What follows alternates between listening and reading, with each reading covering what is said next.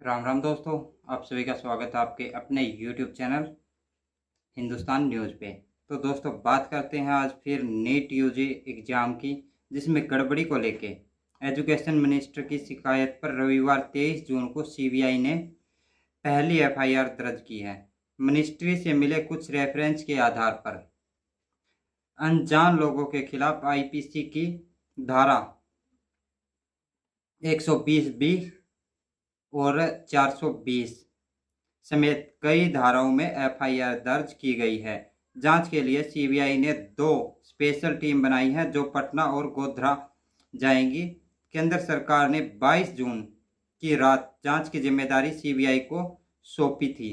इससे पहले सरकार ने शनिवार रात 9 बजे एनटीए के डायरेक्टर जनरल सुबोध कुमार सिंह को हटा दिया था। उनकी जगह प्रदीप सिंह खरोला को नया डीजी नियुक्त किया गया। वहीं 5 मई को हुई नेट एग्जाम के रिजल्ट में ग्रेस मार्क्स पाने वाले 1563 कैंडिडेटों के लिए रविवार को री एग्जाम हुआ। एग्जाम दोपहर 2 बजे से शाम 5:20 तक चला। वहीं शेड्यूल किया गया था 1563 में से कुल 813 कैंडिडेट ही एग्जाम में शामिल हुए। 750 कैंडिडेट एग्जाम देने नहीं पहुंचे। चंडीगढ़ में सिर्फ 2 कैंडिडेटों के लिए एग्जाम सेंटर बनाया गया, दोनों ही नहीं पहुंचे। तो दोस्तों ये था मामला। अब चलते हैं अगली खबर की। बसपा प्रमुख मायावती ने भतीजे आकाश आनंद को फिर से अपना उत्तराधिकारी बना दिया है। साथ ही नेशनल कोऑर्डिनेशन की जिम्मेदारी भी सौंप दी है। आकाश अब पूरे देश में पार्टी का काम देखेंगे। रविवार को बसपा की राष्ट्रीय कार्यकारिणी की बैठक में मायावती ने इसका ऐलान किया था। आकाश भी बैठक में शामिल हुए। उन्होंने मायावती के पैर छुए तो उन्होंने सिर पर हाथ रखा, फिर पीठ थपथपाकर आशीर्वाद दिया। मायावती ने लोकसभा चुनाव के बीच 7 मई यानी 47 दिन पहले आकाश को परिपक्व मतलब इनमेच्योर बताते हुए पार्टी के सभी अहम पदों से हटा दिया था। अब बसपा प्रमुख ने कहा, आकाश मेरे एकमात्र उत्तराधिकारी रहेंगे। मुझे उम्मीद है कि अब वह परिपक्व नेता के रूप में जरूर उभरेंगे। पार्टी के लोग भी इनका हौसला बढ़ाएंगे ताकि आकाश आगे चलकर मेरी उम्मीदों पर खरा उतर सके। ये था बसपा प्रमुख का खबर। अब चलते हैं अगली खबर की तरफ। सबके साथ साथ एक दुखद खबर भी सामने आ रही है। अरुणाचल प्रदेश में बादल फटा, लैंडस्लाइड हुई, बाढ़ जैसे हालात बने। आसाम में 4 लाख लोग हुए प्रभावित। 37 लोगों की हो चुकी है मौत। एमपी समेत 11 राज्यों में आज भारी बारिश का है अलर्ट। अरुणाचल प्रदेश की राजधानी ईटानगर में रविवार सुबह 10:30 बजे बादल फटने से बाढ़ जैसे हालात बन गए। अधिकारियों ने बताया कि कई जगहों पर लैंडस्लाइड हुआ, लोगों को वहां न जाने की सलाह दी गई। वहीं नेशनल हाईवे 415 पर जल भराव होने से कई वाहन फंसे हुए हैं। उधर असम में करीब 1 हफ्ते से बारिश हो रही है। सरकार के अधिकारियों ने 22 जून को बताया कि बाढ़ से 19 जिलों में करीब 4 लाख लोग प्रभावित हैं। इस साल बाढ़ और लैंडस्लाइड से मरने वालों का आंकड़ा 37 हो गया है। बाढ़ प्रभावित लोगों के लिए सरकार ने 100 रिलीफ कैंप लगाए हैं। राहत सामग्री देने के लिए 125 सेंटर बनाए हैं।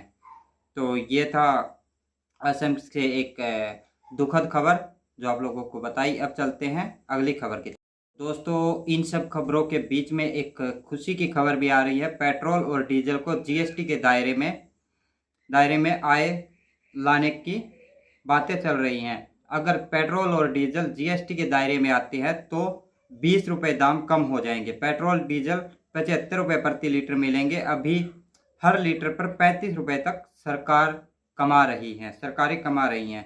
आने वाले दिनों में पेट्रोल डीजल की कीमतों में गिरावट देखने को मिल सकती है। सरकार पेट्रोल और डीजल को जीएसटी के दायरे में लाने पर विचार कर रही है। अगर ऐसा होता है तो पेट्रोल और डीजल की कीमत 20 रुपये प्रति लीटर तक कमी देखने को मिल सकती है। यानी दिल्ली के हिसाब से इसकी कीमत 75 रुपये प्रति लीटर आ जाएगी। कल यानी 22 जून को वित्त मंत्री निर्मला सीतारमण ने जीएसटी काउंसिल की मीटिंग की। इसमें वित्त मंत्री ने कहा कि केंद्र सरकार पेट्रोल और डीजल को जीएसटी के दायरे में लाने के लिए तैयार है। अब राज्यों को इस बारे में फैसला लेना है। राज्यों को साथ आकर इसकी दरें तय करनी हैं। अब लगभग 35 रुपये 29 पैसे कमा रही हैं सरकारें। अभी जब आप दिल्ली में 94 रुपये 72 पैसे रुपए का 1 लीटर पेट्रोल डलवाते हैं तो इनमें से 35 रुपये 29 पैसे टैक्स के रूप में केंद्र और राज्य सरकार की जेब में जाता है। यानी आपको 59 रुपये 43 रुपये का ही पेट्रोल मिलता है। इससे आम लोगों की जेब खाली होती है, वही सरकार का खजाना तेजी से भरता है। तो दोस्तों ये था मामला, जीएसटी में लाने की कोशिश कर रही है केंद्र सरकार। अब राज्य सरकार अगर साथ में आती हैं तो पेट्रोल और डीजल को भी जीएसटी के अंतर्गत लाया जाएगा, जिससे पेट्रोल और डीजल की कीमतें काफ़ी हद तक कम हो जाएंगी। तो दोस्तों अब चलते हैं अगली खबर की तरफ। कर्नाटक सेक्स स्कैंडल में फंसे जेडीएस नेता प्रज्वल रेवन्ना के बाद अब उसके भाई सूरज रेवन्ना को भी पुलिस ने रविवार 23 जून को गिरफ्तार कर लिया है। सूरज पर सेक्सुअल हैरासमेंट का केस दर्ज किया गया है। जेडीएस पार्टी के एक कार्यकर्ता ने सूरज पर समलैंगिक संबंध बनाने का आरोप लगाया है। गिरफ्तार के बाद कर्नाटक पुलिस ने केस सीआईडी को ट्रांसफर कर दिया है। आरोप लगाने वाले युवक का दावा है कि 16 जून को जेडीएस एमएलसी सूरज रेवनावत ने उसे अपने फार्म हाउस पर बुलाया था।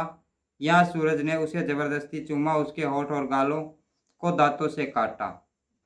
युवक ने शनिवार को सूरज के खिलाफ हासन जिले के होलेसन शिवपुरा पुलिस थाने में एफआईआर दर्ज कराई थी। पुलिस ने सूरज के खिलाफ आईपीसी की धारा 377, 342 और 506 के तहत केस दर्ज कर लिया है। इन्हीं केसों के तहत सूरज को रविवार को गिरफ्तार कर लिया गया और केस को सीबीआई को ट्रांसफर कर दिया गया है। तो दोस्तों अब चलते हैं अगली खबर की तरफ। हरियाणा में पुलिसकर्मियों द्वारा 22 लाख लेकर नशा तस्करों को छोड़ दिया गया। सीआईए इंचार्ज एसआई समेत 5 पुलिसकर्मी सस्पेंड। तस्कर दोबारा पकड़ा गया तो हुआ खुलासा। अब चलते हैं विस्तार से खबर के ऊपर। हरियाणा में नशा तस्करों से पुलिस वालों ने जो सौदेबाजी का पता चलने पर पानीपत के एसपी अजीत सिंह शेखावत ने कड़ा संज्ञान लिया है। उन्होंने एक एसआई सहित 5 पुलिस कर्मियों को सस्पेंड कर दिया। ये सभी पुलिसकर्मी सीआईए 2 में तैनात थे। इन पर नशा तस्करों से 30 लाख रुपए की सौदेबाजी का आरोप है। पुलिस अधिकारी के मुताबिक आरोपियों ने नशा तस्करी में पकड़े गए एक आरोपी को छोड़ दिया, जबकि दूसरे आरोपी से बरामद नशीले पदार्थों की मात्रा कम दिखा दी। सौदे के तहत तस्करों से पुलिसकर्मियों ने 22 लाख रुपए वसूल लिए और 8 लाख रुपए अभी लेने थे। इसकी जानकारी मिलने पर पुलिस अधीक्षक ने मामले की जांच कराई। प्रथम दृष्टा आरोप सही पाए जाने पर पुलिस अधीक्षक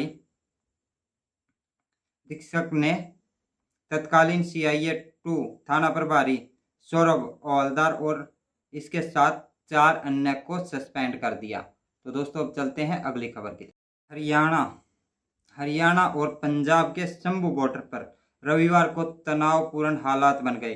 किसानों की तरफ से शंभू बॉर्डर पर प्रदर्शन के लिए लगाए गए स्टेज पर अचानक करीब 100 युवक पहुंच गए। उन्होंने रास्ता खोलने की मांग की। किसानों का आरोप है कि ये हमला भाजपा नेता व लोकल आम आदमी विधायक के करीबियों ने माहौल खराब करने के लिए किया है। बॉर्डर पर पहुंचे लोगों का कहना है कि वे आसपास के गांव के लोग हैं। शंभू बॉर्डर पर 2 पहिया वाहनों की क्रॉसिंग को लेकर पहले भी मांग पत्र दिया था, जिस पर आज तक किसान नेताओं ने कोई प्रतिक्रिया नहीं दी। इसलिए आज सभी गांव के लोग और व्यापारी एकजुट होकर शंभू बॉर्डर खोलने की मांग लेकर पहुंचे थे। इसके साथ साथ किसानों का कहना है हमला करने वालों का माइनिंग का आरोप है। किसानों ने आरोप लगाया कि शंभू बॉर्डर पर पहुंचे लोग माइनिंग का धंधा करते हैं, घग्गर से रेत निकालकर उसकी कालाबाजारी करते हैं। मोर्चा लगाने के कारण उनका कालाबाजारी का धंधा बंद हो गया, जबकि किसानों के आसपास के समर्थकों ने स्पष्ट किया कि यहाँ इकट्ठे हुए लोग विभिन्न पार्टियों के समर्थक हैं।